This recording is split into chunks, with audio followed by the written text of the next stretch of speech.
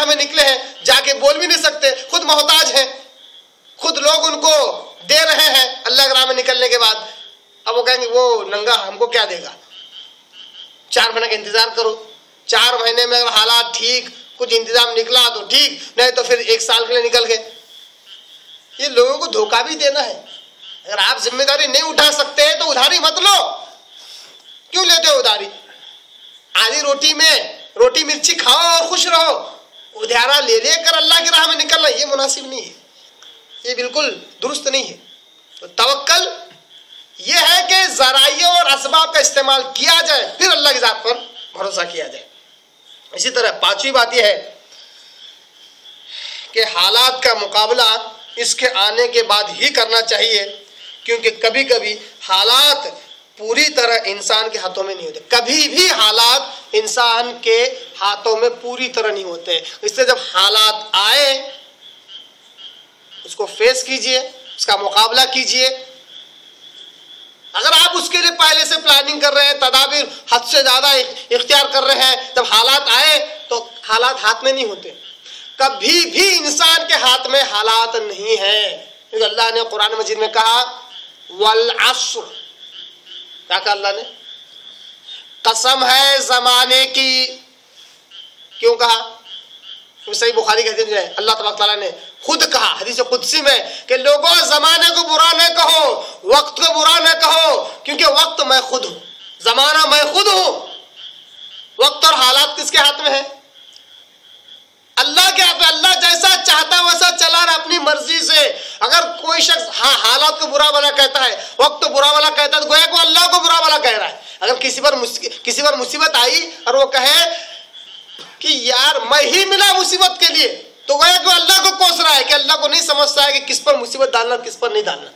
तो अल्लाह ने कहा कि वक्त को, हालात को, जमाने को बुरा वाला न कहो, कि वह खुद मैं ही हूं, क्योंकि हालात इंसान के हाथ में नहीं, अल्लाह के हाथ में है। इसलिए तवक्कल, भरोसा, ईमान अल्लाह की जात पर ये अशद जरूरी है एक मोमिन के लिए, एक मुसलमान के लिए। इसके बगैर वो खाली है बिल्कुल। इसी तरह 6ठा नुक्ता यह है, ऐसी प्लानिंग, गौर से सुनिए, ऐसी प्लानिंग जो इम्प्लीमेंट ही न की जाए वो बेकार है। ऐसे तदाबीर जो लागू न की जाए, जिनका निफाज न हो, वो प्लानिंग ही बेकार है।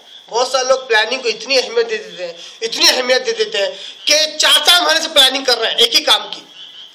इतनी प्लानिंग हो गई, इतनी प्लानिंग हो गई, इतनी प्लानिंग हो गई कि जब वक्त आ गया तो उसमें से 2 बातें ही इंप्लीमेंट हो गई, बाकी की 8 बातें इंप्लीमेंट नहीं हुई। तो मैं कहूँगा वो प्लानिंग नहीं है, बेकार है वो।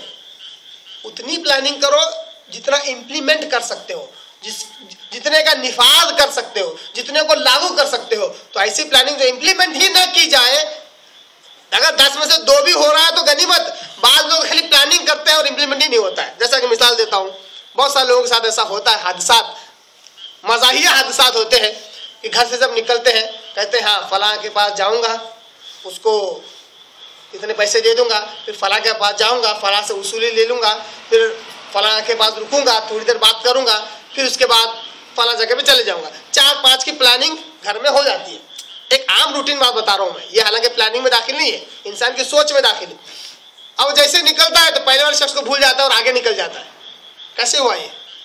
हालांकि इसने तो सोचा था, इरादा पक्का किया था, प्लानिंग में था, भूल कर आगे निकल जाता है और उसूली ले लेता है। हालांकि जिसको पैसे देना था उसको भूल गया, जिसका उसूल लेना था वहां रुक गया, उसूली ले लिया, फिर आगे निकल गया, फिर याद आ रही यार अब कौन वापस पलट कर जाए, जान दो आज कैंसल, कल मिलते हैं।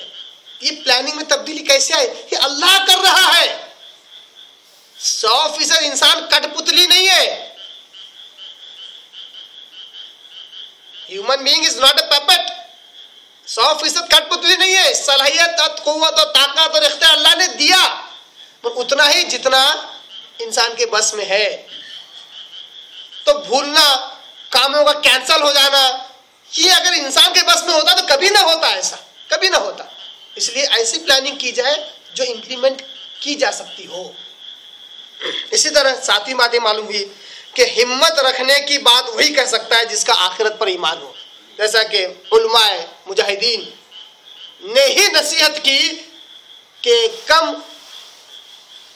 कईयों बार ऐसा होता है कि वो ग्रोह जो कम है, किल्लत वाला है, छोटा है, वो बड़े ग्रोह पर गलबा पा लेता है। ये ईमान की वजह से उन्होंने कही।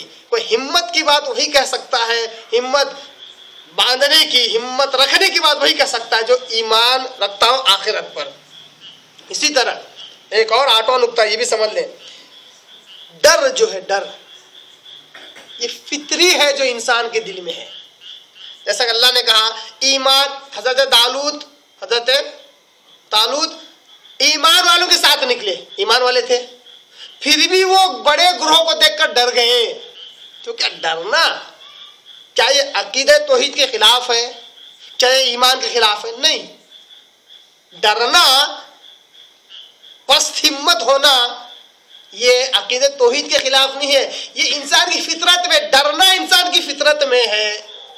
डर, हाँ, उस पर काबू पा लेना ये हिम्मत वाले का काम है। जैसा कि मूसा अलैहि सलाम का तज़किरा होता है कुरान मजीद में कि उन्होंने रोशनी देखी एक पेड़ से आती हुई, वहां पहुंचे तो अल्लाह ने कहा या मूसा इन्नी अना अल्लाह, ऐ मूसा मैं ही हूं अल्लाह। मूसा अलैहि सलाम ने बात की, फिर अल्लाह ने कहा कि तुम्हारे हाथ में जो आसा है उसको फेंको। जैसे फेंका तो लहलहाता हुआ बड़ा अजदा बन गया। मूसा अलैहि सलाम दोनों पैर उठा के भागे। नबी है, किसको देखकर डर रहे हैं? एक अजदे को। ये डर फितरी है इंसान की। और नबी तो शिर्क नहीं करते, अकीदे तौहीद के खिलाफ कोई काम नहीं करते। डर फितरी है, जिस पर गलबा पाने वाला ही हिम्मत वाला होता है। ये इंसानी फितरत का हिस्सा है। इसी तरह किल्लत